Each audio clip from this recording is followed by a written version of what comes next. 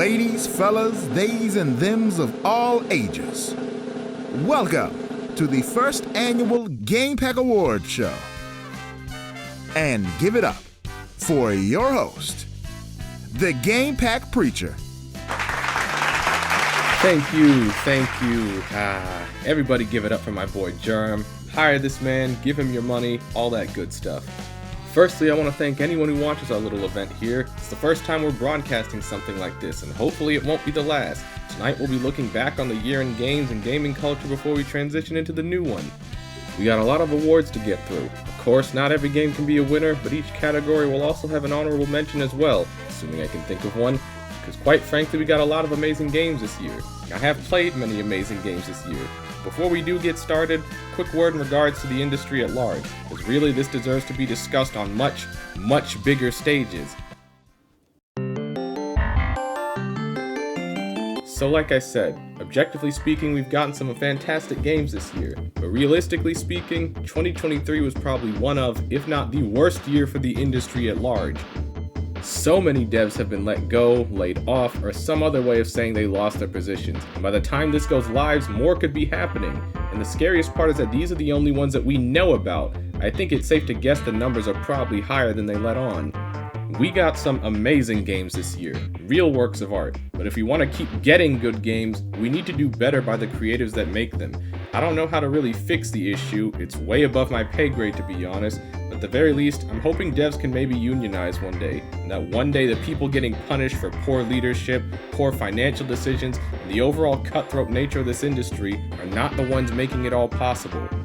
With all that being said, let's get on with the show, starting with...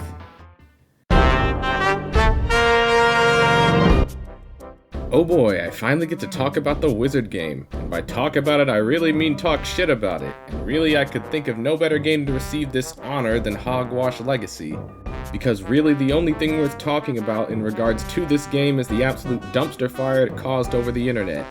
Because seriously, everyone was hyping this game up to high heaven, saying it was going to be legendary, making all sorts of excuses to support the series made by a trashy turf, while still toting allyship like it's a badge to be worn. So much shit stirred, so much hatred spewed, and when the game finally dropped, this was the result.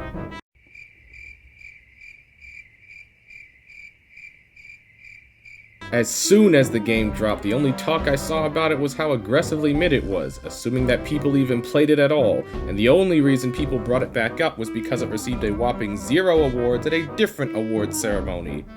One of the few justified decisions at that show, really. If you do still defend this game, I don't know, I feel like y'all just gotta hold the L in Expelliarmus on this one, because Hogwash Legacy simply Levio sucked. I don't actually have an award for this category, I really just have this questionable substance on hand, so I guess that'll do.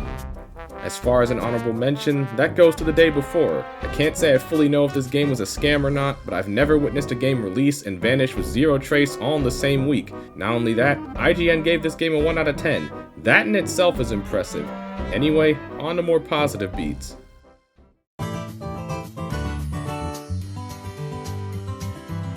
Honestly, before this game, 2D Mario games have been in quite a slump. I don't know how you make the word new lose all meaning in your games, but Nintendo managed to find a way. Now I can crap on Nintendo for a laundry list of reasons, but by God, when they strike gold, they strike gold. Mario Wonder is the best 2D Mario game since arguably Super Mario World. A game with such imagination, such passion, such soul that I found it hard to put the game down. The story goes that the devs were told to go buck wild with ideas and given as much time as they need to cook this. And really, we need to do that for more games in general. Each new level is, pardon the pun, a wonder to behold. The controls are tight and fluid, the art is stylized and fresh, hell, even the online adds a charm to the overall experience. If I can praise online features in a Nintendo game, that is a mark of quality. If a game can get me to tears of joy by the second level, you already know you're in for a good time. You gotta give it to the plumber, he still got it after all these years. The honorable mention goes to Tears of the Kingdom. Personally, I'm not much of a Zelda guy, and I haven't played it myself, but people seem to like it. Plus, we need something for the public to take this show seriously, so here you go.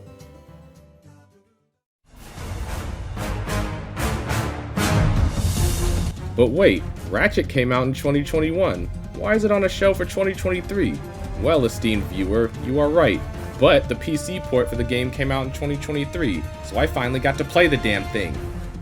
And quite frankly, I need an excuse to praise Insomniac, because damn do they deserve it, and they could use a lot more support than I'm able to give. But yes, Rift Apart is a fantastic game and it wins this award. As much as I hate Sony's drive to push the PS5 despite just recently really being able to find one on a store shelf, I gotta admit that technology be going hard. Ratchet & Clank is gorgeous to look at, and really all the effects the game can muster is impressive. Not only that, but the PC port also actually runs really good, even on a mid-tier toaster like mine, which is very unexpected. And I mean, as far as the game, well, it's a Ratchet game, and a fun one at that. The gameplay is fun, the arsenal is mostly hits, and the characters and humor are as fun as ever. Shout out to the newcomers, by the way. Seriously consider picking this one up. The honorable mention goes to Spider-Man 2. Didn't play this one either, again, no PS5, but the game does go hard from what I've seen of it. In any other year, it'd be an easy contender for more awards, and it did get snuffed out in that other ceremony, but we'll throw the spider a bone here. Everybody gets one.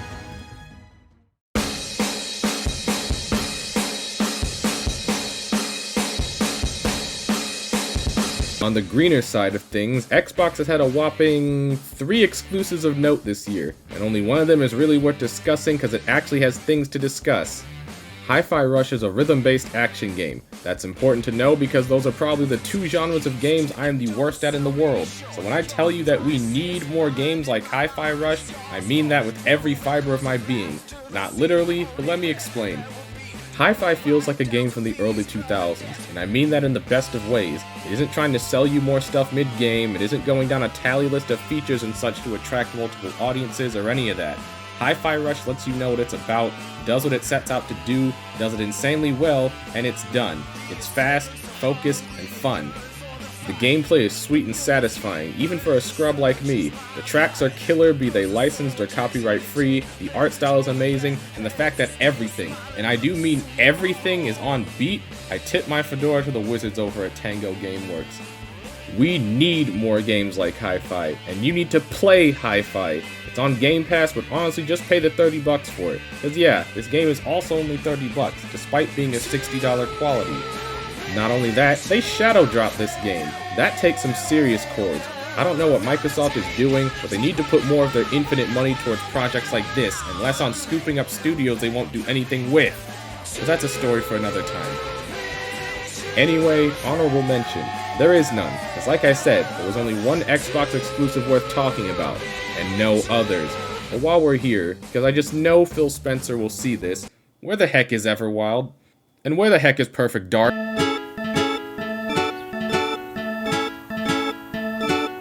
Pizza Tower is a very normal platformer for very normal individuals. It is a solid game that plays well and has a lot of style art-wise. I really didn't think much of it at first glance, but this game sure is one of the platformers of all. I'm sorry, I can't even do that as a bit. Anyway, Pizza Tower! Do you like platforming? Do you like speed? Do you like Italians and an art style straight out of an LSD trip? Do you suffer from some sort of mental illness, diagnosed or otherwise? Then you need to play this game. I feel like no description I could give would give this game justice, but I can say this much. There are some things that Mr. Spaghetti could stand to teach some of the other platformers out there, and I'm hoping others experience his wacky adventure for themselves. The honorable mention for indies goes to Bomb Rush Cyberpunk. Big props to Team Reptile for making a new Jet Set game. At least before Sega actually makes a new Jet Set game. Here's to hoping they bring back some other games too. You know, as much as I love a good single-player experience, there's nothing quite like a good multiplayer experience. Now, the many multiplayer games I've played this year, none of them have hit quite the right itches as Deep Rock Galactic has. Most multiplayer experiences tend to lean on the PvP side of things, what with Battle Royales being big and all, and I do like me some PvP, but my heart will always be swayed for a PvE type experience, and quite frankly, I don't think any other game does it better right now.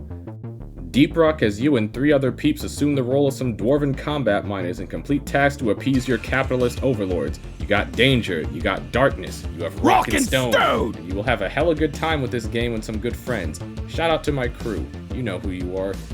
Anyway, with Deep Rock, even though there are only so many objective types, the games are procedurally generated, so your missions may be similar, but they'll never always be the same. You got 4 classes to choose from, each serving their essential roles. You got guns, you have perks, you got cosmetics, you have beer, lots of beer, you have a battle pass. That's free. I know, right? This game may not have come out this year, but I did discover it this year, and it's so good that I gotta give it some props, even if I do get blown up by the occasional satchel charge. As far as honorable mentions, we got 2 of them for this category. The first one goes to Warhammer 40k Darktide. Some people will probably tell you this game came out last year. These are heretical fabrications and should not be heeded. This game came out this year, and anyone who says otherwise should be directed to the nearest Inquisitor for education. The second one goes to Lethal Company. Honestly, Lethal Company probably would have won if it came out earlier. It's a real shame. I would like to give it some kind of award. Oh wait, I can, because it's my show. Lethal Company is probably the most recent game on our awards list, having only really been out for 2 months at this time. But man, those 2 months have been quite eventful for this little title. Having taken the content world by storm, I initially wrote it off as the new fad game of the month, but I'll give anything a shot once, and full honesty, I'm really glad I did. Lethal Company is a simple premise. You work for a company, you fly to moons, gather garbage, and sell said garbage to meet the all-important quota. The lethal bit comes from all the different ways you can gruesomely, and yet oh so hilariously perish, but you are a great asset all the same, and your friends will also be great assets. Maybe. Well, Preacher already died, so... Preacher already died, so... No! My boy dead as hell. This game doesn't seem like a whole lot, but the best way I can describe its charm is basically that it's like playing a cheesy B-horror movie in real time. You're relatively defenseless and there's a lot that can go wrong, but it's still funny even if it does. Plus, this game's use of proximity-based voice chat is honestly the best implementation of it I've witnessed. Plainly put, I hope this game sticks around. Despite being out only 2 months, its sole developer already updated it, and considering it's getting modded to hell and back even as we speak, I think this company's future is looking rather bright.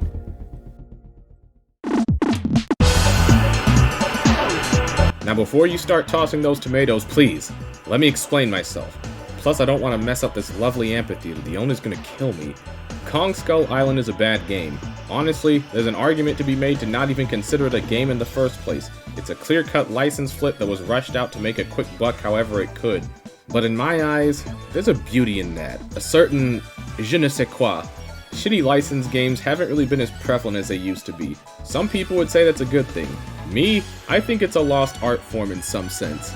Such pure, antiquated licensed trash only comes around once in a blue moon. Something so unbelievably dysfunctional that it somehow, at least in my twisted mind, loops back around to being funny. Should you buy this game? God no, you couldn't pay me to play this game. But should you experience it? I would say so. It has to be seen to be believed. Honorable mention goes to Gollum. It's basically everything I mentioned above but to a lesser degree. Our penultimate main stage award is actually a Viewer's Choice Award. We here at the Game Pack Awards actually ran a poll for an award that was 100% decided by our audience, so let's take a look at what was nominated. 6-way split. Well, in the pursuit of fairness, there was only one way to decide a winner. We gave the old Wheel of Decisions a spin live on my Twitch channel. Here's what happened. Let it be known, let it be recorded, whoever wins just ends up winning anyway.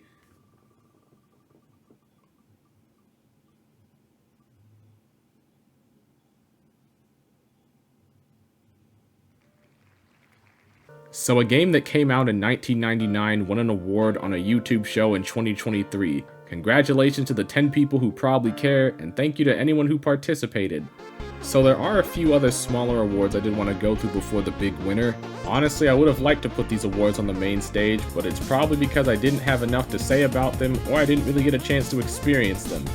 Anyway, here's a highlight reel of some awards that are shorter, but just as meaningful.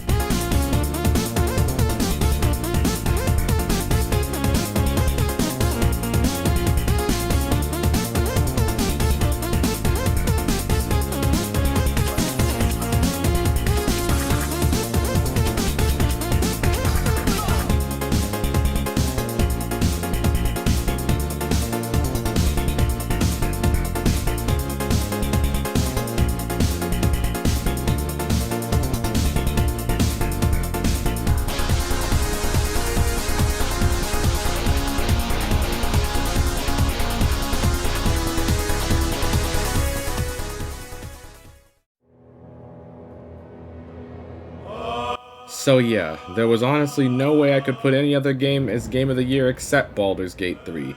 I'm not much of an RPG guy, and to be honest, I have no real intention of playing this game for myself, but what this game has accomplished cannot be commended or understated enough. This game is a plague. It has consumed the lives of practically everyone I know or communicate with, and that number only has the potential to grow. The grip this game has had on all who experience it feels almost as strong a force as gravity itself. Hours upon hours put into this role-playing adventure. Do I mean any of this as an insult? Far from it. If anything, it's worthy of praise for one simple fact. This game is a technological marvel. The amount of content Larian Studios have crammed into this work of art is mind-boggling. A lot of people believe this should be a new standard of video games. I do not agree with this sentiment. Not only is it unrealistic, but I also feel it diminishes what exactly this piece of software is. This game was several years in the making, with an extensive early access period, a game that is the culmination of over hundreds of developers, voice actors, and other talented people's hard work, a game that asks you for one standalone price and nothing else, a game that had no corporate or executive meddling, no immovable deadlines, or any other bullcrap like that. A game like this cannot be the new standard, and it should not be the new standard. It is an exception, and even then I'd go as far to say it is an exception among exceptions. This game took so much work and effort to make that even Larian themselves said they're not doing anything like this again. Calling this game the Game of the Year feels deserved, earned, and wholly justified. To anyone who worked on this game, I salute you. To anyone who played this game or wants to play this game, I hope it's everything it lives up to be for your expectations. And to each and every one of you who tuned into this little show of mine, I thank you from the bottom of my heart. Expect more content to come, and I hope you all have a wonderful new year.